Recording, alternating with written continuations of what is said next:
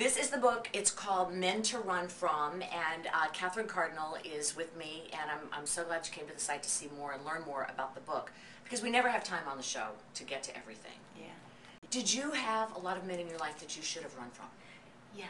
Yes. And I have no shame in saying that. And I'm with a great man now, but it was through a lot of trial and error.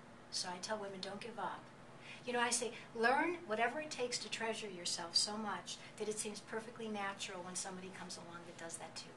And we do teach people how to treat us too, so any of these men, we get better over time at identifying them because we know our own needs better, right? Exactly, and I wrote that about myself, is that I can see with each one, I had done better than the one before. Some people get lucky from the get-go, but most people watching this right now have been burnt in a relationship. Yes. So we begin to close off parts of our heart. We begin to get guarded. Men more than women? Yes, but in a different way, yes. So if you're with a guy and you think he's emotionally inaccessible, or he's not relationship material, should we walk away or keep digging around a little bit? Well, I will bring up my husband at this point then, because when I met him, he had been cheated on before by his ex, so he was very guarded.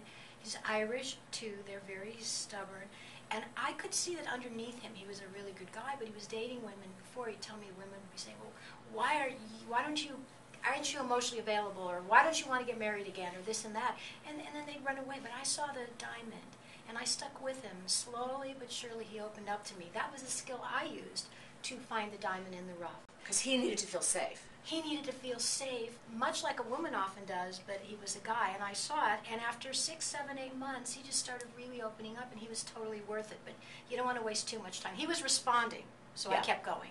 You have a character in the book, one of the guys to run away from, the salesman. Who's that? The salesman is the guy who always has something. He has a scam of some kind. On the mild side, he's called an embellisher. I caught the biggest fish, or yeah, I went to school at Harvard, he went 1 year or something. And on the other end, he's a downright con, where he's looking for your money, he has land he wants to sell you in Florida. You have to discern, and if there's someone in the middle, it might be workable, but on the far end, it's not. What about the guy who's just selling himself to you and others all the time, the self-promoter guy? The self-promoter guy is hiding low self-esteem. And maybe underneath that there's something. One of the things I say in the book over and over is find a way to appreciate the man, focus on something good, and appreciate him for that.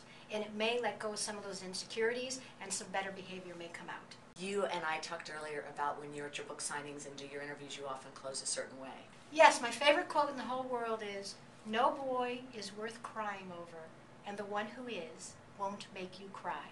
Sarah Kane, age 10. What wisdom it is. Yay! And such truth, such truth. Thank you. Thank you, Leeza.